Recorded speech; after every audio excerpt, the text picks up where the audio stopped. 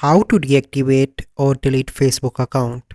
So first step, you need to open your Facebook account and click on three bars on the top left. Then you simply need to scroll down and click on settings and privacy. Here you need to click on settings. Then you simply need to click on see more in account center. Click on personal details. Click on account ownership and control. Click on deactivation or deletion. Once you are here, select your Facebook account. Here you can see two options, deactivate or delete. So I want to deactivate. Click on continue. Scroll down and in the bottom you can see an option of continue. Click again.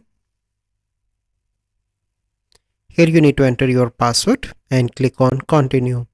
Once you enter your password and click on continue, you are going to delete or deactivate your Facebook account. So this is the process. Thank you.